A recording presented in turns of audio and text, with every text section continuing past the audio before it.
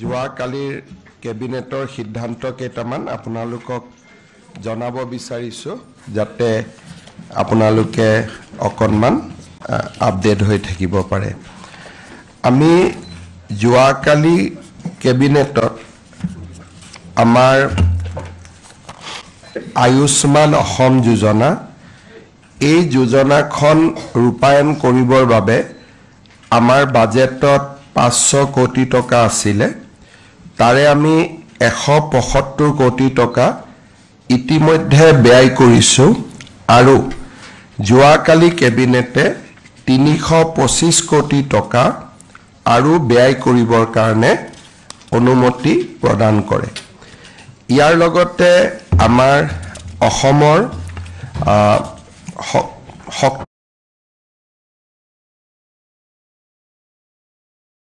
খণ্ডত বিনিয়োগৰ বাবে বিশেষকৈ যিখিনি আমাৰ পাৱাৰ শৰ্টেজ হৈ আছে সেই পাৱাৰ শৰ্টেজ পূৰণ কৰিবৰ বাবে যোৱাকালি কেবিনেটে ভাৰত চৰকাৰৰ শক্তি পলিচিৰ অধীনত 500 মেগাৱাট পাৱাৰ 25 বছৰৰ কাৰণে ক্ৰয় কৰিবৰ বাবে অনুমোদন দিয়ে আৰু প্ৰতি ইউনিটত 5.79 পইচা দৰত এই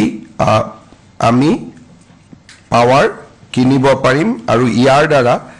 আমাৰ বৰ্তমান যি অকণমান পাৱাৰৰ শৰ্টেজ আছে সেইখিনি আমি পূৰণ কৰিব পাৰিম। ইয়াৰ পিছত মই আৰু দুটা কথা আপোনালোকক জনাব খুজিছো যে যোৱাকালি আমাৰ বাতৰি কাকতবিলাকত এটা আৰু টিভি বিলাকতো এটা বাতৰি প্ৰচাৰ হৈছিল যে ৰাজ্যিক কৰ্কট প্ৰতিষ্ঠানত অভাৱনীয়ভাৱে ৰোগীৰ মাচুল বৃদ্ধি হোৱা বুলি। আমি যেতিয়া গোটেই বিষয়টো পৰীক্ষা কৰোঁ তাত এটাই কথা আমি বুজি পাওঁ যে 10,000 টকা তেওঁলোকে ৰোগীৰ পৰা আগধন ল'বৰ কাৰণে এটা নিৰ্দেশ দিছিলে আৰু সেই নিৰ্দেশটো যোৱাকালি ৰাতিয়ে মই বাতিল কৰিবৰ বাবে তেওঁলোকক নিৰ্দেশ দিছো আৰু তেওঁলোকে এইটো বাতিল কৰিছে। বাকি বাতৰি কাকত বা সংবাদ মাধ্যমৰ এটা কনফিউজন আছিলে যিখিনি মাচুল বৃদ্ধি কৰা হৈছিলে এই মাচুল বৃদ্ধি অকল কাৰ্ডৰ পেচেণ্টৰ ওপৰতহে কৰা হৈছে। তাৰমানে যাৰ আয়ুষ্মান অসম কাৰ্ড আছে, আয়ুষ্মান ভাৰত কাৰ্ড আছে, মেডিক্লেইম আছে, ইন্সুৰেন্স আছে বা কৰ্পোৰেট সেক্টৰৰ পেচেণ্ট আছে তেওঁলোকৰ কাৰণেহে বৃদ্ধি হৈছে। সাধাৰণ মানুহৰ কাৰণে এই নন কাৰ্ড হোল্ডাৰ সাধাৰণ মানুহৰ কাৰণে কোনো মাচুল বৃদ্ধি হোৱা নাই আৰু সেইবাবে এই ক্ষেত্ৰত যি বাতৰিত ওলাইছে বাতৰিটো তথ্যৰ ওপৰত সন্নিবিষ্ট নহয় কাৰণ আমাৰ কৰ্কট প্ৰতিষ্ঠানত 98% পেচেণ্ট 98% পেচেণ্ট কাৰ্ড লৈ হাতত যায়। গতিকে তেওঁলোকে কোনো মাচুল দিব নালাগে, তেওঁলোকে বিনা পইচাত সোমাই বিনা পইচাত ওলাই যায়। এই যি মাচুল লোৱা নোলোৱা এইটো কেন্সাৰ ইনষ্টিটিউট আৰু অসম চৰকাৰৰ মাজত। যদি দাম বৃদ্ধি কৰিছে অসম চৰকাৰে দিব লাগিব, যদি দাম বৃদ্ধি কৰিছে তাক ভাৰত চৰকাৰে দিব লাগিব, যদি দাম বৃদ্ধি কৰিছে তাক ইন্সুৰেন্স কোম্পানীয়ে দিব লাগিব, যদি দাম বৃদ্ধি কৰিছে তাক ONGC অইল ইণ্ডিয়াৰ দৰে কৰ্পোৰেটে দিব লাগিব। কিন্তু যাৰ কাৰ্ড নাই, সাধাৰণ পেচেণ্ট যাৰ কাৰ্ডো নাই একো নাই বা খালি মাত্ৰ OPDত আহিছে তেওঁলোকে আগৰ দৰে যি পঞ্জীয়ন মাচুল 100 টকা 100 টকাই দিব, জেনেৰেল বিচনা 200 টকা আছিল 200 টকাই দিব, ICUত 1500 টকা আছিল 1500 টকাই দিব, কেবিন হলে 3000 আছিল 3000 দিব, চেয়াৰ কেবিন 2000 আছিল 2000 দিব। তাৰমানে আপোনাৰ মোৰ লগত যদি কাৰ্ড নাই, যেনেকুৱা সাংবাদিক এজনৰ হাতত কোনো কাৰ্ড নাই, তেওঁ গলে পুৰণা ৰেটটোৱে পাব। কিন্তু যদি মানুহজন দুখীয়া হ'ব পাৰে কিন্তু কাৰ্ডখন লৈ গৈছে তেতিয়া কাৰ্ডত আমি এই দামটো বেছিকৈ ল'ম কাৰণ ভাৰত চৰকাৰৰ পৰা আমি টকাখিনি উভতাই পাম। সো ভাৰত চৰকাৰে যেহেতু আমাক টকাটো দিব বঢ়ালেও গতিকে আমি ভাৰত চৰকাৰৰ পৰা টকাটো লোৱাটো কাৰো আপত্তি থাকিব নালাগে ইন্স্যুৰেন্স কোম্পানীয়ে টকাটো আমাক দিব তেওঁলোকৰ পৰা টকাটো লোৱাত কাৰো আপত্তি থাকিব নালাগে বা ONGC অইল ইণ্ডিয়াই দিব তেওঁলোকৰ পৰা লোৱাটো আপত্তি নাই কাৰণ তেতিয়া আমি হস্পিটালখন ভাল কৰি চলাব পাৰিম কিন্তু যাৰ কোনো কাৰ্ড নাই সাধাৰণ মানুহ বা আমাৰ কোনো ধৰণে তেওঁলোকে চৰকাৰৰ পৰা সহায় নাপায় তেওঁলোকৰ কাৰণে দাম আগৰ দৰে থাকিব গতিকে মই ভাবো যে 10,000 টকাটোক বাদ দি কোনো নিগেটিভ অৰ্ডাৰ নাছিলে আৰু 10,000 টকাটো আমি তেওঁলোকক নলবৰ কাৰণে ইতিমধ্যে নিৰ্দেশ দিছো দ্বিতীয়তে এইকেইটা দিন বাতৰি কাকত সমূহত কিছুমান নিউজ ওলাই আছে হিদিনাখন এটা বাতৰি কাকতত বাতৰি ওলাইছে যে মিছন বসুন্ধৰা 3ৰ বাবে চৰকাৰৰ কঠোৰ চৰ্ত স্কুল নামঘৰে প্ৰতি বিঘা মাটি দিব লাগিব 2.5 লাখ টকা এইটো ক্ষেত্ৰত মই বুজাইছো যে 500 টকা দিব লাগিব এই ধৰণৰ বাতৰি কিয় ভেৰিফাই নকৰাকৈ ইয়াত উদাহৰণ দিছে এখন ইংলিছ স্কুলৰ নিউজটো যদি ভিতৰত আমি পঢ়ো ইংলিছ স্কুলখন প্ৰফিট মেকিং তেওঁলোকৰ পৰাটো চৰকাৰে ল'ব কিন্তু নামঘৰ গীৰ্জা মছজিদ বা যিমান আছে গাঁৱত প্ৰতি বিঘাত মিছন বসুন্ধৰাৰ প্ৰিমিয়াম হল 500 টকা গতিকে ইয়াতে আকৌ মানুহক এটা ভয় খুৱাই দিছে যে 2.5 লাখ টকা ল'ব গতিকে মই ভাবো যে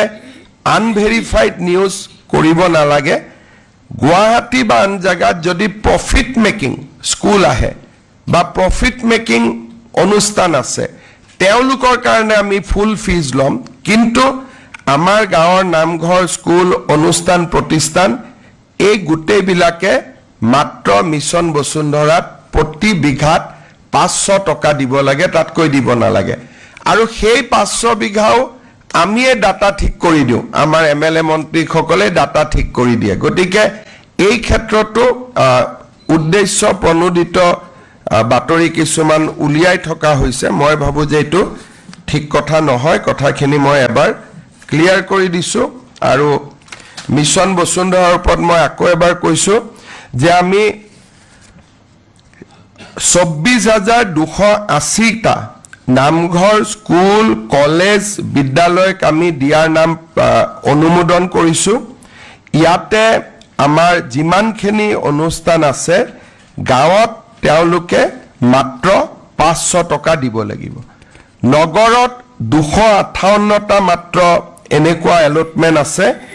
তেওঁলোক যদি প্ৰফিট মেকিং হয় 100% অফ জোনেল ভ্যালু দিব লাগিব আৰু যদি প্ৰফিট মেকিং নহয়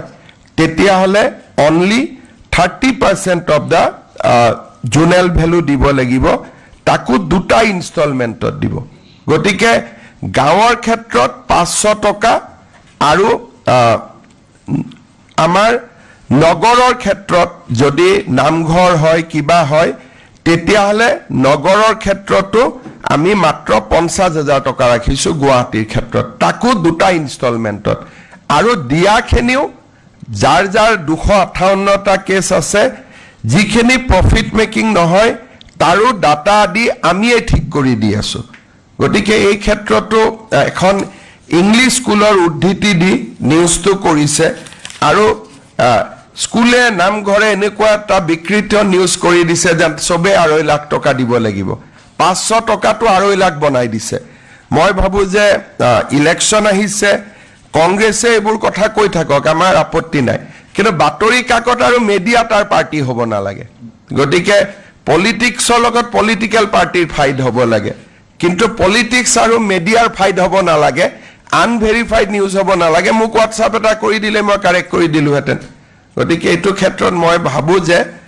আনভেৰিফাইড নিউজ দিয়াৰ পৰা যাতে আমি অকনমান বিৰত থাকো এতিয়া মই আমাৰ আৰু এটা আপোনালোকক মই ভাল খবৰ দিব খুজিছো ভাৰত চৰকাৰে যোৱা পৰহি দিনাৰ কেবিনেটত গুৱাহাটীত IIM Indian institute of management প্ৰতিষ্ঠাৰ অনুমোদন দিয়ে আৰু গুৱাহাটীত ইণ্ডিয়ান ইনষ্টিটিউট অফ মেনেজমেন্ট প্ৰতিষ্ঠা হলে এইখন উত্তৰ পূৰ্বৰ দ্বিতীয় ইণ্ডিয়ান ইনষ্টিটিউট অফ মেনেজমেণ্ট হ'ব আৰু ভাৰতৰ 22ম ইণ্ডিয়ান ইনষ্টিটিউট অফ মেনেজমেণ্ট হ'ব গুৱাহাটীত IIT আছে নেশ্যনেল ল ইউনিভাৰ্চিটি আছে ফৰেনচিক ইউনিভাৰ্চিটি প্ৰতিষ্ঠা হোৱাৰ পথত আগবাঢ়িছে এইমছ আছে আৰু ইয়াৰ লগত IIM গুৱাহাটীৰ অনুমোদনে আমাৰ অসমক এটা ভাৰতৰ ভিতৰতে শৈক্ষিক প্ৰাণকেন্দ্ৰ হিচাপে গঢ়ি তুলিব আমাৰ IIMৰ পাৰ্মানেন্ট কেম্পাছ পলাশবাৰীত হ'ব আৰু এই IIM খনক IIM আহমেদাবাদে মেন্টৰিং কৰিব যেতিয়ালৈকে IIM গুৱাহাটীখন ঠন ধৰি নুঠে তেতিয়ালৈকে IIM আহমেদাবাদে এই IIM খনক মেন্টৰিং কৰিব আৰু ইয়াৰ টেম্পোৰাৰী কেম্পাছত এই বছৰৰ পৰাই ক্লাছ আৰম্ভ কৰাৰ কাৰণে তেওঁলোকে চেষ্টা কৰিব অসম চৰকাৰে টেম্পোৰাৰী কেম্পাছ এটা প্ৰদান কৰিব এই সম্পৰ্কত এখন বিল আহিব লাগে এই বিলখন আমি আশা কৰিছো সংসদত 18 বা 19 তাৰিখে ইয়াক ভাৰত চৰকাৰে উপস্থাপন কৰিব আৰু সংসদত অনুমোদন হৈ যোৱাৰ লগে লগে আমাৰ IIM প্ৰতিষ্ঠাৰ বাট মুকলি হ'ব মই প্ৰধানমন্ত্ৰী নৰেন্দ্ৰ মোদী ডাঙৰীয়া আৰু মানৱ সম্পদ উন্নয়ন বিভাগৰ মন্ত্ৰী শিক্ষা মন্ত্ৰী ধৰ্মেন্দ্ৰ প্ৰধান ডাঙৰীয়াক ধন্যবাদ জনাইছো আমাৰ অসমত প্ৰত্যেকখন সেন্ট্ৰেল গভৰ্নমেন্টৰ ইনষ্টিটিউট আছিল একমাত্ৰ IIM খনে নাছিল এতিয়া IIM গুৱাহাটী প্ৰতিষ্ঠা হোৱাৰ লগে লগে অসম এনেকুৱা এখন ৰাজ্য হ'ব য'ত নেকি ভাৰত চৰকাৰৰ ফ্ল্যাগশিপ ইনষ্টিটিউশন সকলো আমাৰ ৰাজ্যত পোৱা যাব আৰু স্বাভাৱিকভাৱে এই IIM গুৱাহাটীৰ প্ৰতিষ্ঠাই আমাৰ অসমক ভাৰতৰ শিক্ষাৰ মুখ্য ধাৰালৈ লৈ যাব যেতিয়া প্ৰথম IIM কংগ্ৰেছ চৰকাৰৰ দিনত হৈছিল তেতিয়া মেঘালয়ত হ'ব নে অসমত হ'ব আমি অসমৰ কাৰণে তেতিয়া বহুত চেষ্টা কৰিছিলো কিন্তু আমি অসমত কৰিব পৰা নাছিলো IIM খন শিলঙলৈকে দিয়া হৈছিল কিন্তু আমি আপত্তিও কৰা নাছিলো শিলং যেহেতু মেঘালয় আমাৰ সিস্টাৰ ষ্টেট হয় কিন্তু আজি মেঘালয়ৰ পিছত দ্বিতীয়খন IIM অসমক দি ভাৰত চৰকাৰে অসমবাসীৰ বহুদিনীয়া অভাৱ এটা দূৰ কৰিলে মই ভাৰত চৰকাৰক প্ৰধানমন্ত্ৰী নৰেন্দ্ৰ মোদী ডাঙৰীয়াক পুনৰ এবাৰ ধন্যবাদ জনাইছো এই তিনিওটা বিষয়বস্তুৰ ওপৰত যদি আপোনালোকৰ কিবা খুদিব লগা আছে মোক খুদিব পাৰে তাৰ পিছত আমি আনুষ্ঠানিক কাৰ্যসূচীলৈকে যাম আৰু যদি নাই আমি ডাইৰেক্টলি আনুষ্ঠানিক কাৰ্যসূচীত যাব পাৰো ঠিক আছে